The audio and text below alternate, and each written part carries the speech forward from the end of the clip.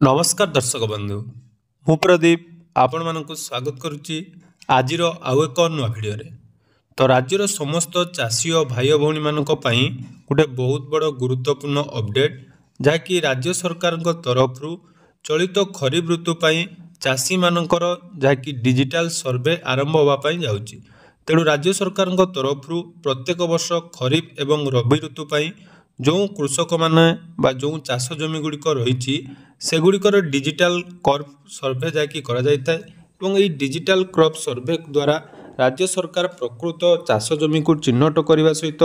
जदि आपण मैंने प्रकृत चाषी रही ताहले आपण मानकु मंडी रे धान बिक्री करबा हो बा आपण माने जो निजर चाष जमी को ठीक भाव में व्यवहार करुचंती कि नहीं तार डिजिटल सर्वे प्रत्येक वर्ष होता है। तेणु चलित खरीफ ऋतु पाई डिजिटल सर्वे जैकि आरंभ हो जाइए। तेणु आसतु जानिबा ए डिजिटल क्रॉप सर्वे कौन एवं ए डिजिटल क्रॉप सर्वे करने द्वारा आपण मानकु कौन कौन बेनिफिट मिलता है एवं जो माने भी डिजिटल क्रॉप सर्वे करने जाउचंती सेमानंकु आपण माने कौन कौन डॉक्यूमेंट देबे एवं ये डिजिटल सर्वे केमिति हुए संपूर्ण डिटेल्स आज वीडियो रे जानिबा। ता पूर्वरु जदि चैनल को प्रथम थर विजिट करचंती वीडियो को लाइक करिवे, चैनल को सब्सक्राइब करने सहित पाखरे थिबा बेल आइकन को क्लिक करी ऑल ले सेट कर देबे। तो सर्वप्रथम जानतु जो राज्य सरकार को तरफ प्रत्येक वर्ष जो डिजिटल सर्वे करा जाए तो डिजिटल सर्वे करिवार मुख्य उद्देश्य कौन देखो। डिजिटल सर्वे राज्य सरकार को तरफ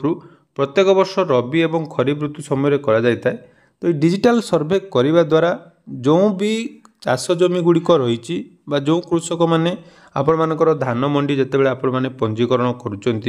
आपण मानकर जो सबू जगार आपण मानकर चाष जमी को आपण मैंने देइचंती तेणु सरकार तरफ तार गोटे भेरिफिकेशन करा जाए एवं जोटा कि डिजिटली सर्वे सैटेलाइट माध्यम करा जाए एवं आपण मानक अंचलर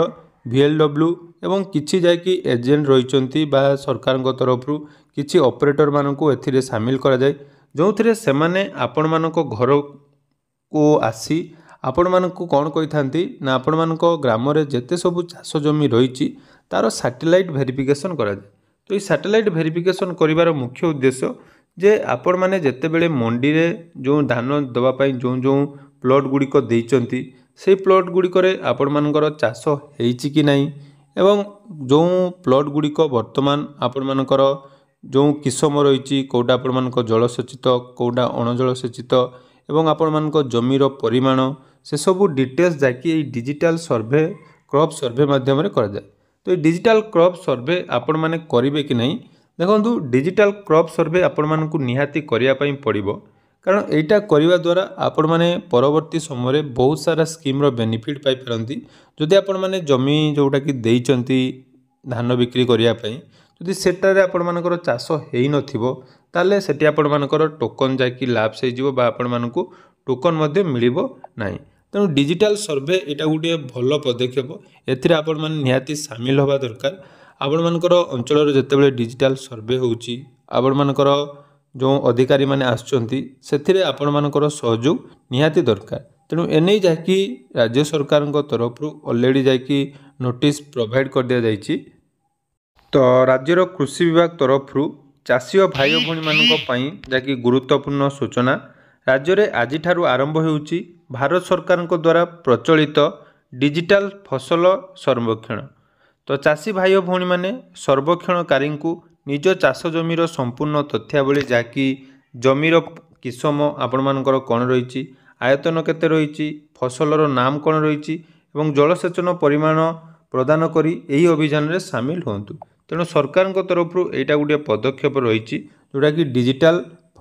फसल सर्वेक्षण। तेणु चाषी मान काम है निजर सठिक तथ्य देवे एवं सठिक तथ्य हिसाब से आपण मानकु कौन कौन निया जाउची देखंतु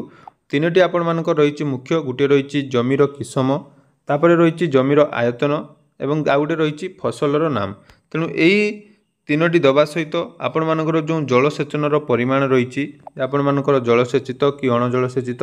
यहाँ आपण मानकर जो माने रही अधिकारी माने सेमानंकु चाषी द्वारा जहाँकि यहाँ समस्त तथ्य प्रदान करने निहाती दरकार। तेणु आपण मानक अंचल जदि डिजिटल सर्वे आरंभ होई नहीं बा आरंभ होउची ताले एथिरे निहाती आपण माने जहाँकि अंशग्रहण करूँ एवं आपण मान जमीर जैकि सैटेलाइट वेरिफिकेशन बा डिजिटल सर्वे निहाती करूँ। या सहित आउ गोटे इंपोर्टाट अपडेट जैकि मुझे मध्यम देवाई चाहूँगी जो मंडी रे धान मंडी पंजीकरण जोटा कि डेट सरकार तरफ एक्सटेंड करार थिला ऑलरेडी से डेट एक्सटेंड हो जाइए एवं तार नोटिस आसी जाइए जो थे कि राज्य सरकार तरफ चलित खरीफ फसल जो मैंने मंडी रे धान बिक्री करने चाहूँगी तो सेमानकर जो रेजिस्ट्रेशन लास्ट डेट थिला ताकू वृद्धि करा जाइछि। पूर्वर आपण माने जानिथिबे रेजिस्ट्रेशन करिवार शेष तारीख जाकि 20 अगस्त थिला ताकू वर्तमान वृद्धि करा जाई जाकि 25 अगस्त पर्यंत आपण मानकर रेजिस्ट्रेशन प्रक्रिया चालू रहिबो। तेणु जो कृषक भाई भौणी माने वर्तमान सुधा धान मंडी पंजीकरण करिनांती सेमाने खरीफ फसल पई आपणकर निकटस्थ सुसाइड ऑफिस व समवाय समिति को जाई निजर समस्त डिटेल्स देई निज निजर धान मंडी पंजीकरण करें एवं जोटा कि आपण मानकर सरकार तरफ डेट एक्सटेंड कर दिया एवं 25 तारीख सुधा यही कम आपण मैंने निहाती करनियंतु। तेणु आशा करुच्ची भिडियोटी आपण मानकु निहाती भल लागिथिबो। तो भिडियोटी भल लागिथिले चैनल को सब्सक्राइब करिया पई जमार भूलिबेनी एवं आगो को एई भली नुआ नुआ अपडेट पाइया पई हम चैनल सहित जोड़ी होई रहबे। धन्यवाद।